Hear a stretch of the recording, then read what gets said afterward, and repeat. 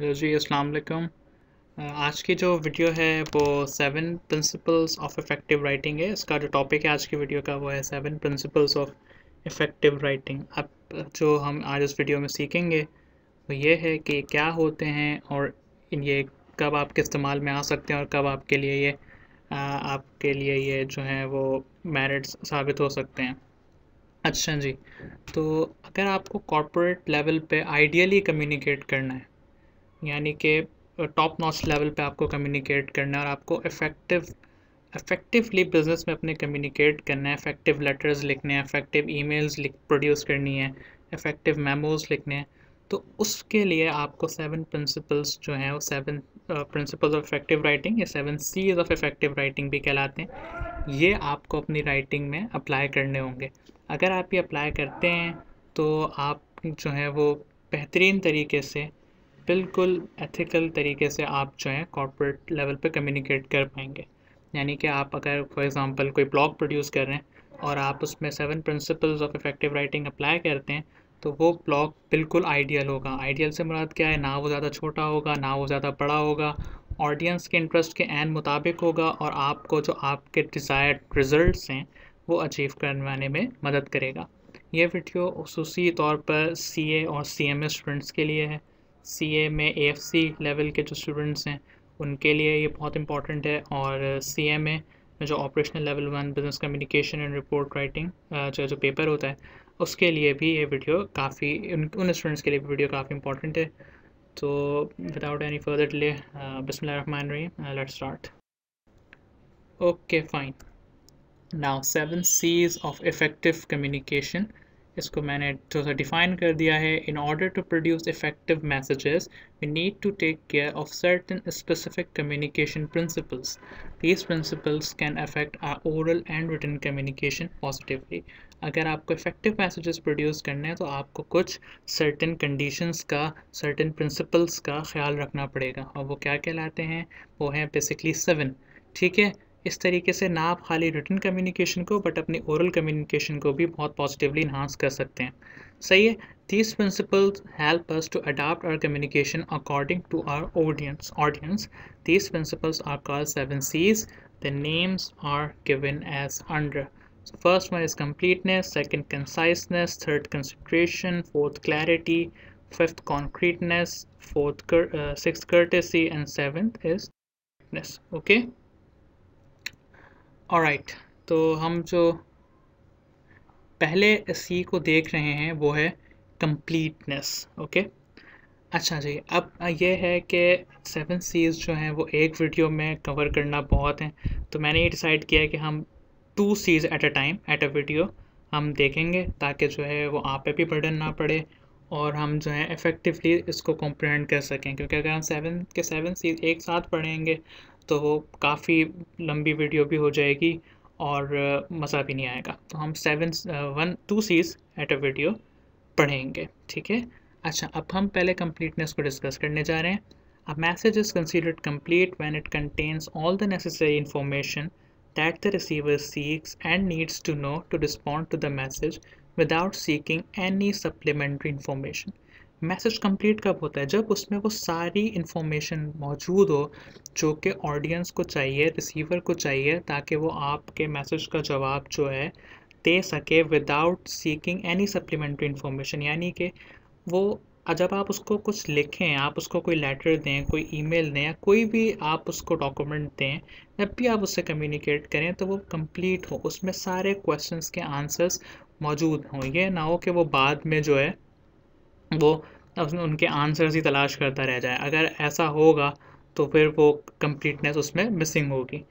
इन lectures में मैं जो हूँ आपको एग्जांपल्स भी दूंगा हर सी की, बिकॉज MCQs में जब ये आते हैं CA और CMA के पेपर्स में तो बहुत मुश्किल और काफ़ी कंफ्यूजिंग होता है आइडेंटिफाई करना कि स्टेटमेंट में कौन सा जो प्रिंसिपल है वो मिसिंग है।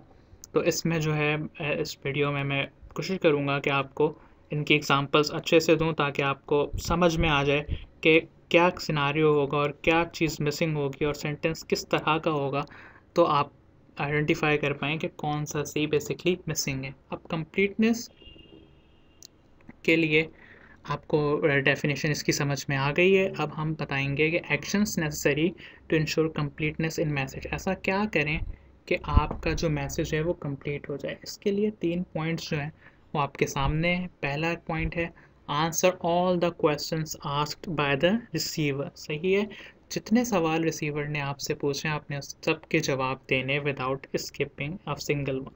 ठीक है, सारे सवालों के आपने जवाब देने। ठीक है, दूसरा एक्शन आपने कौन सा लेना है, add some supplementary information if desirable. Supplementary मतलब एडिशनल इंफॉर्मेशन। ठीक है, वो इंफॉर्मेशन जो फर्दर उसके डाउट्स को क्लियर कर सके। सही है, सप्लीमेंट्री से मुराद है एडिशनल। ठीक है, okay, the third point is check for the 5 W's and 5 W's are who, what, where, when and why। सब आप जब ये 2 काम कर लें ऊपर वाले, तो फिर आपने ये देखना है कि क्या मेरा आर्टिकल, क्या मेरा लेटर, क्या मेरी ईमेल, क्या मेरा मेमो, क्या मेरा ब्लॉग, ये 5 जो W's इनको आंसर कर रहा है, who, what, where, when and why। ये 3 जो हैं आपने स्टेप्स लेने हैं, तो आपका मैसेज जो है वो कंप्लीटनेस का जो रिक्वायरमेंट है, कंप्लीटनेस की जो रिक्वायरमेंट है वो इंशाल्लाह ताला पूरी कर देगा। ठीक है, ओके। अब जो है हम एग्ज़ाम्पल देख लेते हैं। सबसे पहले जो हमने एक जो है आपके सामने इनकम्प्लीट मैसेज प्रोड्यूस किया। ठीक है, आप ये देखें, लिखिए इनकम्प्लीट मैसेज है। ठीक है, I ordered you to dispatch my goods on 13th August and they must be delivered to me by 15th, but the delivery is still being awaited by me. This is incomplete message. Now below that I have produced a complete version of the similar message. अब उसी message को हम इस तरीके से भी लिख सकते हैं। My name is Asim Fahad Hassan. I placed an order for the brand new HP laptop, order number 263847547 on 12th August, and I told you to deliver the laptop at 31st Street, Gulberg Town, Karachi by 15th August through TCS. However, the delivery of consignment is still being awaited by me. Now you can easily notice the difference between the incomplete and complete message. देखें, incomplete message में मेरा नाम भी नहीं है, complete message में मैंने अपना नाम भी दिया है कि मैं हूँ कौन। ठीक है ना, अब मैं कंप्लेन कर रहा हूँ, मैं अपना नाम ही नहीं बता रहा, तो ऑर्गेनाइजेशन को कैसे पता चलेगा कि कौन से कस्टमर ने बेसिकली शिकायत की है। ठीक है, मैंने अपना नाम भी दिया है, मैंने वहाँ लिखा है कि ऑर्डर मैंने प्लेस किया है, बट यहाँ पर कंप्लीट मैसेज में मैंने ऑर्डर नंबर भी उसको साथ साथ प्रोवाइड किया है। सही है, मैंने किस डेट को ऑर्डर दिया था। सही है, 12 अगस्त को ऑर्डर दिया था, ये भी बात इस इनकम्प्लीट मैसेज में मेंशन नहीं है। ठीक है, मैंने अपना एड्रेस भी दिया हुआ है कंप्लीट मैसेज में, ये बात भी इनकम्प्लीट मैसेज में नहीं है कि मैंने बेसिकली जो बात हुई थी पूरी वो मैंने इनकम्प्लीट मैसेज में नहीं लिखी, लेकिन कंप्लीट मैसेज में मैंने लिखी है कि मैंने 12 अगस्त को ऑर्डर दिया है और उनको इस एड्रेस पर लैपटॉप को डिलीवर करने का कहा है।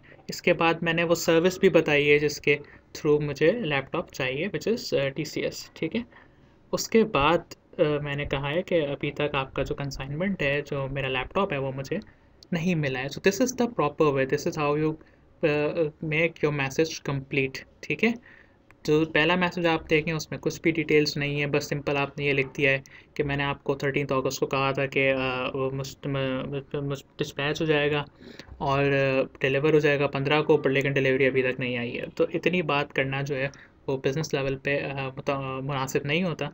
आपको हमेशा एक कंप्लीट मैसेज प्रोड्यूस करना चाहिए जिसमें आप सारी डिटेल्स के साथ बात करें। तो इस मैसेज के बाद, कंप्लीट मैसेज के बाद, जो मेरा जिससे मैंने लैपटॉप ऑर्डर किया है, जिससे भी लेना है मुझे लैपटॉप, उसको फर्दर कोई इन्फॉर्मेशन की ज़रूरत नहीं है, मैंने उसको सारी इन्फॉर्मेशन जो है पहले से प्रोवाइड कर दी है।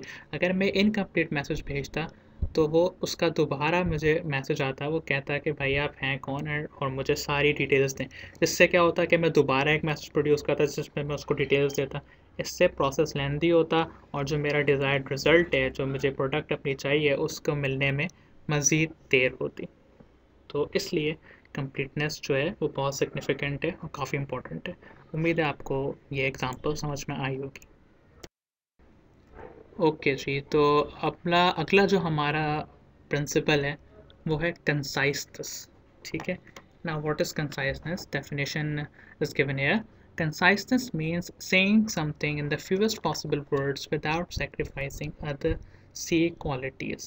ठीक है, नाउ व्हाट इज़ कंसाइसनेस? कंसाइसनेस का मतलब है कि अपनी बात को मुख्तसर रखना। कॉर्पोरेट लेवल में जब आप आते हैं तो किसी के पास टाइम नहीं होता अननेसेसरी वर्ड्स सीखने का और अननेसेसरी बातें पढ़ने का, तो आपने अपना मैसेज कंसाइज रखना है। हम नॉर्मल डेज़ में भी देखते हैं कि जब कोई छोटा मैसेज हमारे पास आता है जिसमें टू द पॉइंट होती है बात, वो हम रीड करते हैं।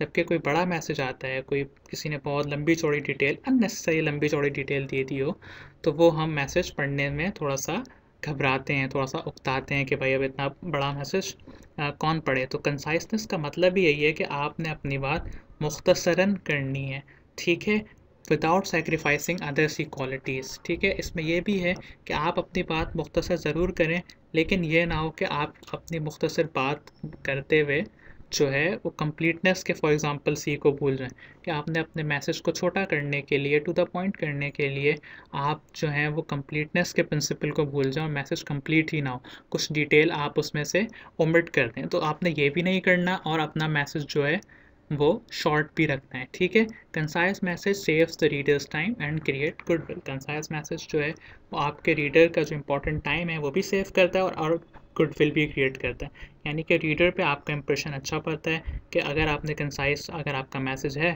तो reader will know that you know the basic principles of business communication, and you know that your reader don't have enough time to read the unnecessary details, ठीक है।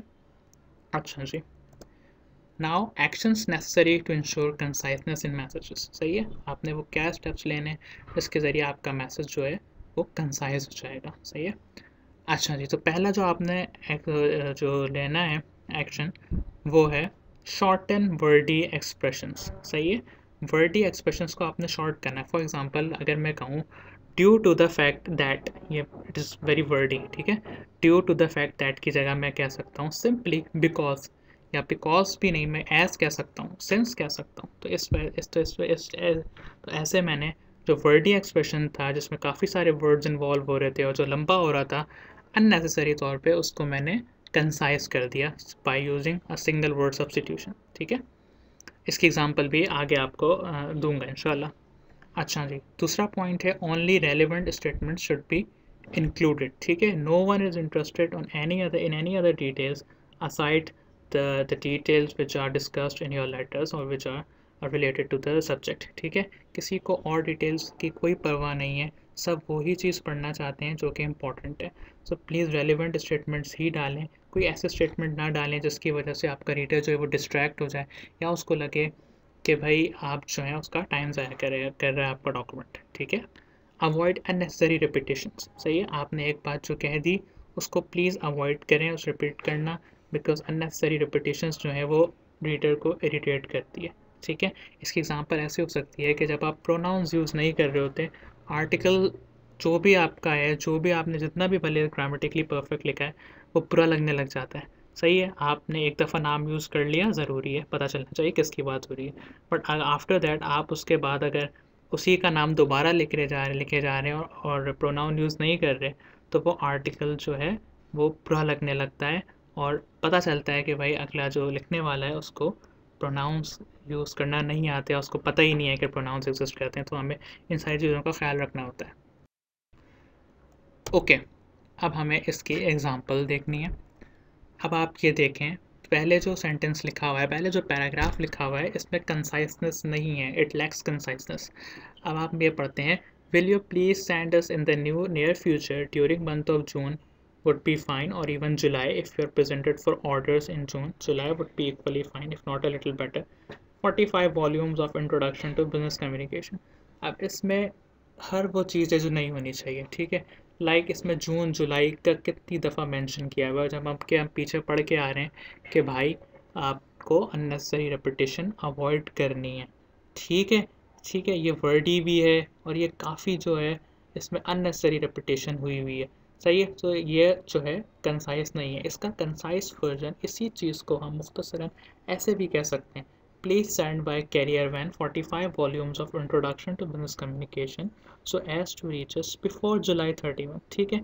आप देखें इसमें कोई वर्डी एक्सप्रेशन नहीं है, इसमें बिला वजह की रिपीटेशन भी नहीं हुई है, सही है। तो this is basically concise statement. जो नीचे वाली है, सही है। अच्छा, जो ये एग्जांपल है वो ICMP के स्टडी टेक्स्ट में आपको जो है वो वहाँ से मैंने ये ली है, वहाँ से आपको ये बसानी मिल जाएगी। ओके, सो ये है अननेसेसरी रेपिटेशन की एग्जांपल, ठीक है। इसके बाद हम आपको एग्जांपल सिंगल वर्ड सब्स्टिट्यूशन की। जैसे मैंने आपको पहले दे दी थी example, instead of using due to the fact that simply use because, और अगर आपको बिकॉज भी बड़ा लग रहा है सिंपली यूज सिंस और एज, बिकॉज हम जानते हैं कि सिंस और एज जो है वो बिकॉज की जगह पे भी यूज़ किए जा सकते हैं। Avoid unnecessary phrases, instead of writing these chairs are reserve for executives simply write executive chairs. अब आप खुद देखें, these chairs are reserve for executives, पढ़ने में भी टाइम लग रहा है और जगह भी ज़्यादा घेर रहा है और काफ़ी जो है वो लेंदी स्टेटमेंट है। इसकी जगह आप सिंपली ये लिख सकते थे executive chairs, both are conveying the same meaning, but executive chair is way more concise than these chairs are reserve for executive. पूरा स्टेटमेंट की बजाय जो है आपने क्या किया, अननेसेसरी फ्रेज जो थे वो काटे और उनकी जगह लिख दिया executive chairs. This is concise message and this is the prime requirement of corporate level communication, ठीक है। अच्छा जी, avoid using passive voice. Passive voice आपने जो है ना वो अवॉइड करनी है, बिकॉज पैसिव वॉइस जो है ना यूजुअली लेंदी होती है, ठीक है। और इसकी जगह आपने एक्टिव वॉइस में रहना है, सही है। एग्जांपल आपके पास गिवन है, instead of saying the letter was written by me simply say I wrote the letter. The letter was written by me is very lengthy, ठीक है, अननेसेसरी वर्ड इसमें यूज़ हो रहा है और ये पैसिव वॉइस है। Passive voice make the sentence more lengthy है, इसकी जगह आपने एक्टिव वॉइस में रहना है और सिंपली आप ये भी लिख सकते हैं इसकी जगह कि I wrote the letter, both are conveying the same meaning, but I wrote the letter और the active voice is conveying the message with conciseness and that is the requirement of business communication।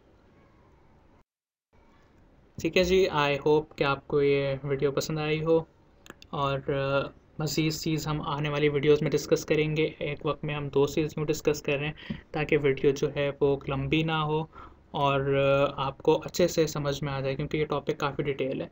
इंशाल्लाह ताला आने अगली video में तो हम ऐसे ही 2 या 3 चीज़ ही एट अ टाइम डिस्कस करेंगे और इंशाल्लाह ताला 2 से 3 वीडियोस में हम इस पूरे टॉपिक को कवर कर लेंगे। अगर आपको वीडियो पसंद आई तो चैनल को सब्सक्राइब कर दिएगा, आसपास के लोगों को खुश रखिएगा।